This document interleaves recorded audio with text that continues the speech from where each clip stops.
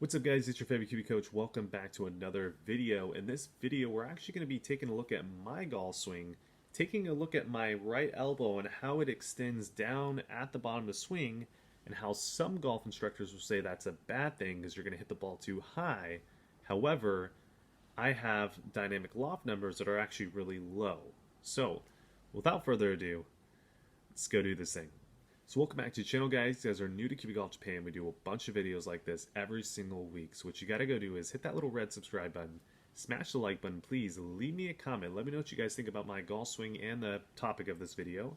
And as always, hit that little bell notification. You guys are gonna get notified every single time we drop a video. Alright, so let's go take a look at my golf swing. Here I am walking up, doing a little practice swing. Yeah, very beautiful swing. Very beautiful swing. Alright, let's get into the point of this video. So, first off, let's get down to the main point which I wanted to get to, which was kind of my right elbow and how it extends on the way down. So let's go into impact, which is right about here. So if we kind of zoom in, we can see that my elbow is nowhere near as bent as, let's say, like a Colin Morikawa or like a Victor Hovland or someone that obviously, or a Ben Hogan that has like a really bent right elbow here. However, most people are going to tell you if I did this, I should hit the golf ball really, really high. However, which I don't know if you'll be able to see here because it's a little blurry. However, with the 7-iron, I currently have a dynamic loft that's averaging right around 19 degrees, which, if you guys know Trackman, you'll know that that's an incredibly low, or that's taking off quite a bit of loft for a 7-iron, right? So, how can I have an elbow that's almost fully extended but yet hit the ball really, really low? Well, I feel like people are missing out on the element of Trackman numbers first and then swing mechanics. So let me kind of explain what I mean. I've seen some clients in lessons currently who are trying to get their elbow more bent because they heard about it on YouTube, as well as they're trying to get more dynamic loft. However, they're hardly getting their 7-irons above their head.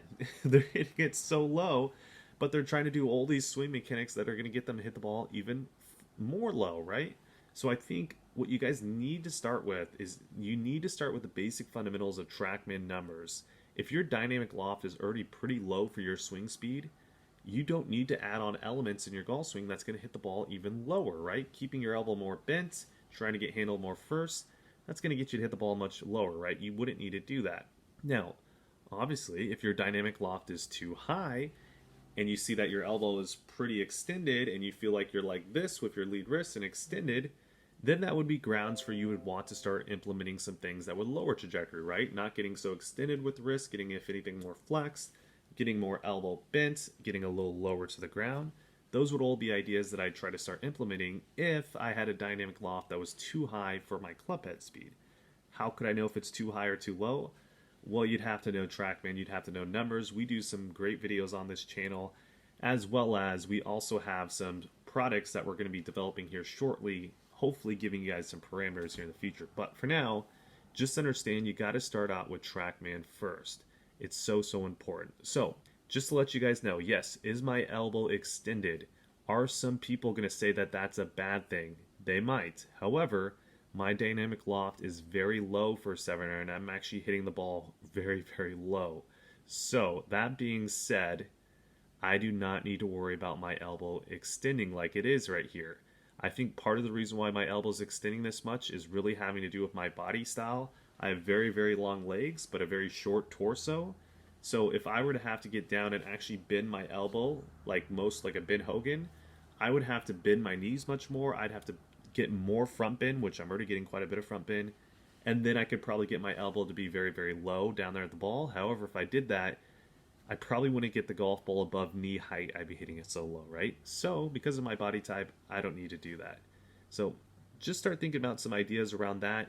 If you guys are actually interested in Trackman or interested in just really ball flight laws, we actually have a service now where you can rent out my flight scope. So if you guys actually want to see your own dynamic lofts or kind of see your own face to paths or angle of attacks or vertical swing planes, horizontal swing plane, all this crazy stuff, if you guys actually want to see that in your own swing and kind of see what you're currently doing, I'd highly recommend checking our Flight Scope rental program. There'll be a link down below that explains the whole service for you guys.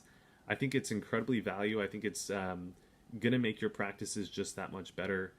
I use it all the time. Like as you can see right now, I'm using Trackman, Flight Scope, same thing, but I always have some type of device when I'm practicing because I feel like it just gives me that little edge over everyone else when I'm practicing. However, obviously I know it's very, very expensive, so that's why we created the Flight Scope rental program. So if you guys are interested in that, again, go ahead and check that down below. I highly recommend it. Just realize, guys, start from your ball flight laws first. If your dynamic loft is already too low, don't try to do things that'll make it too low. If it's too high, then yes, do things that are going to make it lower. I see so many people get this wrong, and it's frustrating, and that's why I created this Flight Scope rental program, so you guys can actually see your ball flight laws and not have to pay like $30,000 for a Flight Scope or a Trackman. So without further ado, like, comment, subscribe, share, all that good stuff. Link down below, and I'll see you guys in the next video.